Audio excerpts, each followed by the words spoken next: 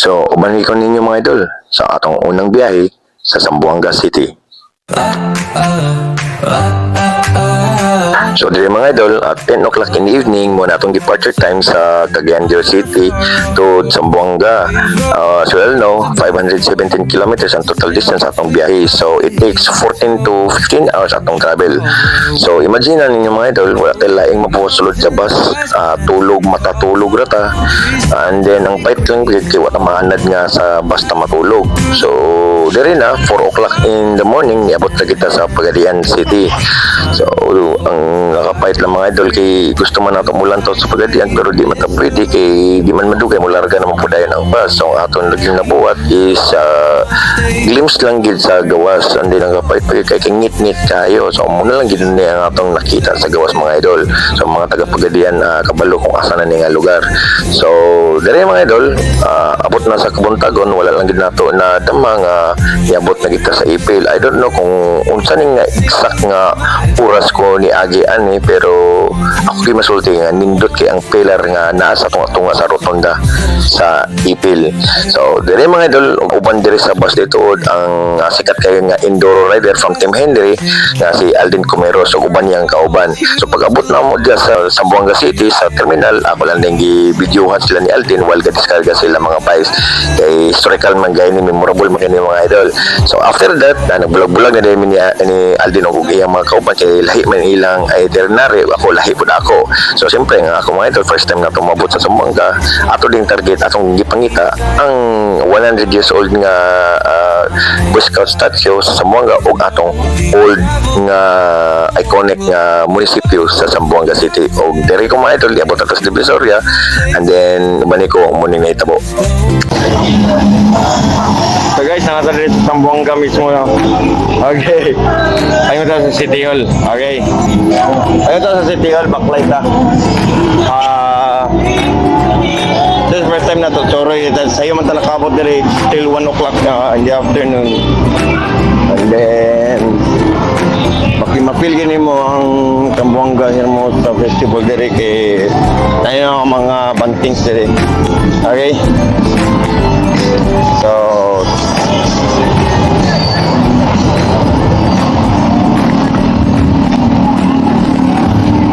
muna na siyang pinakasintro nga bahin. And then makita niyo dito sa kamangan. Okay, Divisoria. And then approaching tapay mo dito sa City Hall, which is grabe kayo ka ang City Hall diri nakasakay ko jeep niya. Gusto na ko balikan kay gabi kami memorable.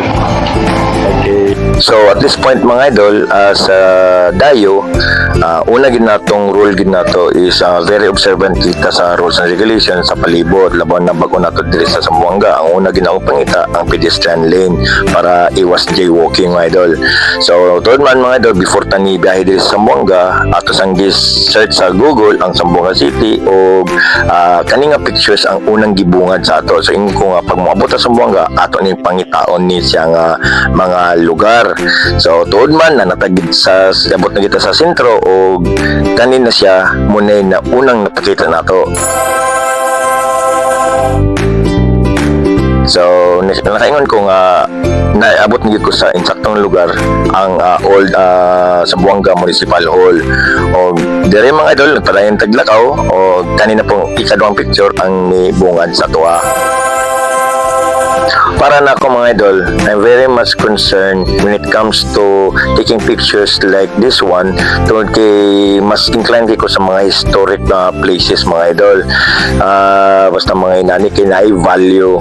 And by the way, kani siya mo ni siyang old nga Zamboanga City Hall. It was built by the American Federal State agtong 1905 to 1907, intended para sa mga governors nga nagdumala agtong una nga panahon.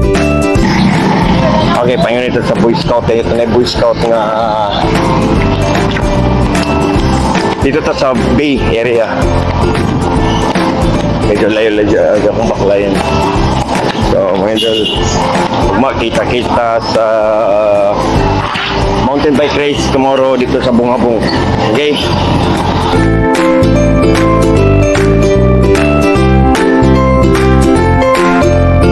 una sa tanan mga idol, mapasalamaton gyud kay Boss Michael Basanciero sa iyang imbitasyon nga makaana ko sa Zamboanga City. All expense paid. O dili lang kana mga idol, diya po niya gipastay sa iyang very beautiful ug humble kayo nga balay uban sa iyang pamilya o sa kay Albert Alpizzi nga gikan sa Iligan City o kay idol nga Remy Magsayo from Tangkop City. Diya mitulog, ipatulog ni Boss Mike. O dili lang diya mga idol, diya po na ni hapon o siyempre diya po na mahaw mga idol. O dili na atong nakita silipan ang iyang mga trophies o mga medals ni Boss Mike. Hindi basta-basta iyang mga kaagi mga idol. Okay, after nato papamahod sa ila, diretso na din tayo dito sa iyang shop kay iya pa din gikuha ang iyang mga gamit o iyang bike. Kay mo may gamito ni Nonoy Shiro. So after din ani, diretso na din tayo sa abong-abong na din kung asa din ang pagimo ng atong event mga idol. So kita wala na nagpalangan mga idol kay since na wala pa man sugod ang event, diretso na din tayo sa ubos mga idol. Nag-backlight nagtaas kayo, kani din ang atong gibungad mga idol. Videoan din nato ning very historic kay nga mga kanyon mga idol during pa ni sa World War II. Okay, nga mga kanyon. So dire mga idol, after ani diretso na din dito sa event center. O tuod man mga idol, wala na tananglangan ato na din gisugdan o cover ang katibukan sa race nato sa Zamboanga Hermosa MTB Fest. O aside ana natay gipahimamat ng atong mga amigos sa Zamboanga o upang mga siklista nga magulang pud nato na himamat mga idol. So officially nahuman ang event nato hapon na o swerte lang ta kay tinguli na dito kita na punta sa sakinan ni Sir Robert at Templado. Swerte ta kay gipasakay ta ni Sir Robert uban si James Ibura nga muli pa sa Malaybalay. And then paggawas mo sa Zamboanga, amo giding diretso nga gibisitahan ang pinakadako nga mosque sa tibuok Pilipinas ug tibuok Asia, ang Grand Mosque mga idol. So dire nag-film ta dire uban nila ni Sir Robert Templado ug ni James Ibura, pero natay lahi nga video nga atong i-upload atong about sa Grand Mosque. Atong video apil lang sa sulod. So dire ta naman mga idol. So this is Canrio Safe Channel. Ride safe mga idol.